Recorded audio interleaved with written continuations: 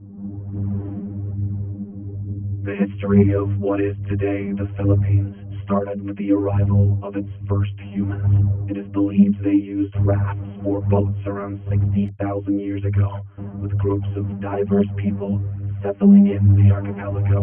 Some of these groups started to develop and expand into bigger settlements, and in the next thousands of years, they evolved into what some scholars believe to be considered early states. Austronesians and afterwards speakers of the Malayo-Polynesian languages began to arrive in successive waves beginning about 4000 BC. According to the existing evidence, a jade culture existed on these lands, starting with the Neolithic era. By 1000 BC, it is believed that the inhabitants of the archipelago had developed into four distinct kinds of people: tribal groups, warrior societies, the petty plutocracy, and the harbor civilizations. Also important to note is the fact that the metallurgy reached the archipelago due to trade with India. Around 300 to 700 AD, the seafaring people of the island began to trade with the Indianized kingdoms in the Malay archipelago and the nearby East Asian principalities, adopting influences from both Buddhism and Hinduism. Some cultures of present-day Vietnam showed evidence of an extensive trade network. Artifacts and goods were traded, such as glass, agate, or gold. There were also other items present in the region which were most likely imported, including ear ornaments that have been found in archaeological sites in the Philippines, Thailand, and Taiwan. The Indian culture influenced the Southeast Asian region, starting with the 1st century. During the period of the South Indian Pallava dynasty and the North Indian Gupta Empire, Indian culture spread to Southeast Asia, and it reached the Philippines, which led to the establishment of new kingdoms largely influenced by the Indian culture and traditions. The date inscribed in the oldest Philippine document found so far, the Laguna copperplate inscription, is 900 AD. From the details of the document, written in Kawi script, the bearer of a debt, Namwaran, along with his children, is cleared of a debt by the ruler of Tondo. This is the earliest document that shows the use of mathematics in pre-colonial Philippine societies. A standard system of weights and measures is also demonstrated by the use of precise measurement for gold and other items, as well as in astronomy. From the various Sanskrit terms and titles seen in the document, the culture and society of the Manila Bay were that of Hindu Old Malay amalgamation, similar to the cultures of Java, Peninsular Malaysia, and Sumatra at the time. In the years leading up to 1000, there were already several maritime societies existing in the islands, but there was no unifying political state encompassing the entire Philippine archipelago. Instead, the region was divided into numerous semi-autonomous city-states under the rule of the plutocracy, while a number of states existed alongside the highland societies. These smaller structures alternated between being part of or being influenced by larger Asian empires like Maya Bahit. Around 1225, the nation of Mai, a Buddhist pre-Hispanic Philippine island state centered in Mindoro, flourished, attracting traders and shipping from the kingdom of Ryukyu to the Empire of Japan. Chao Chukua, a customs inspector in Fujian province, China, wrote the description of the barbarous peoples, describing trade with this pre-colonial state. Its people were noted for their honesty in trade. Much of what is now Indonesia was ruled by the Hindu Majapahit Empire. During the 1300s, this empire ruled over Luzon Island and the Sulu archipelago. As more and more influence was on these islands, skirmishes and battles also existed. Some local tribes were waging incessant guerrilla warfare against them. Eventually, the kingdoms of Luzon regained independence from Majapahit after the Battle of Manila, 1365. Sulu also re-established independence, and in vengeance, assaulted the Majapahit province of Brunei before a fleet from the capital drove them out. The start of the Islamic era in Indonesia sent the collapse of the Mayapahites as its provinces eventually seceded and became independent sultanates. In 1380, Maktoum Karim, an Arab trader born in Johor, arrived in Sulu from Malacca and brought Islam to the Philippines. Additionally, Sharif ul-Hashim, an Arab Muslim explorer, established the Sultanate of Sulu by converting its previous ruler, the Hindu king Raja Baginda, to Islam and then marrying his daughter.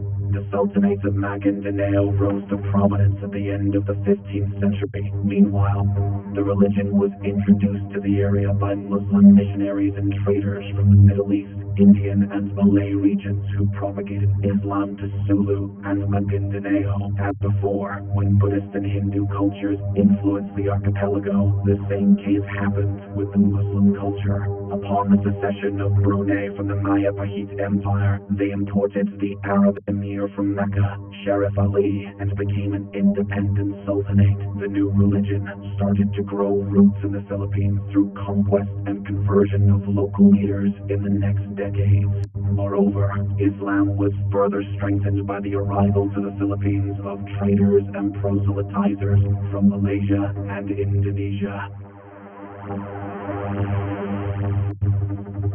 In 1521, the Spanish reached the archipelago through the expedition around the world led by Portuguese-born Spanish explorer Ferdinand Magellan.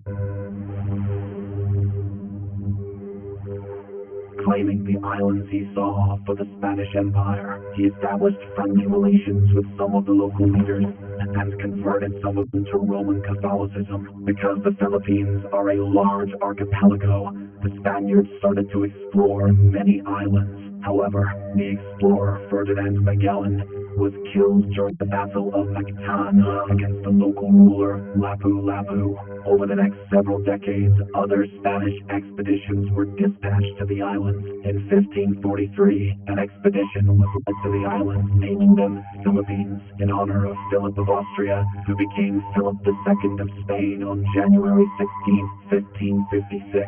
The name was then extended to the entire archipelago later on in the Spanish era. European colonization began in earnest when Spanish explorer Miguel López de Legazpi arrived from Mexico in 1565 and formed the first European settlements in Cebu. Through diplomatic and military annexation of some lands, incorporating local states including the Kingdom of Tondo, the Spaniards established Manila as the capital of the Spanish East Indies.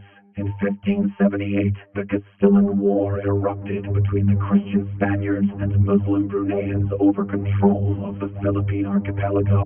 The Christian troops were so diverse due to generally being made up of people under the Spanish rule, including Native Americans, namely Aztecs, Mayans, and Incans, who were gathered and sent from Mexico and South America to be led by Spanish officers that had worked together with native Filipinos in military campaigns across Southeast Asia. The Muslim side was also very diverse, though. They were supported by the Ottoman Empire, with their troops consisting of Malay warriors and expeditionary forces sent by the Ottomans, which included mainly Turks, Egyptians, Swahilis, Somalis, Indians, and others. The conflict ended with a status quo antebellum.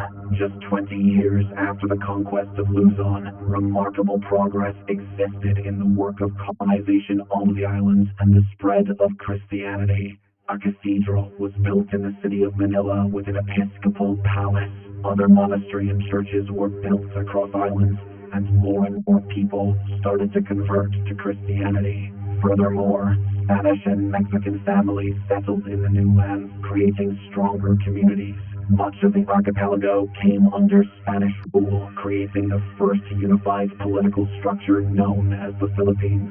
Spanish colonial rule saw the introduction of Christianity, the code of law, and the oldest modern university in Asia. The Philippines was ruled by the Mexico-based Viceroyalty of New Spain, and after The colony was directly governed by Spain. Many of the local people revolted in the next centuries due to some abuses made by the Spanish authorities. Their rule ended after the American-Spanish War at the end of the 19th century in 1898. The Philippines became a territory of the United States.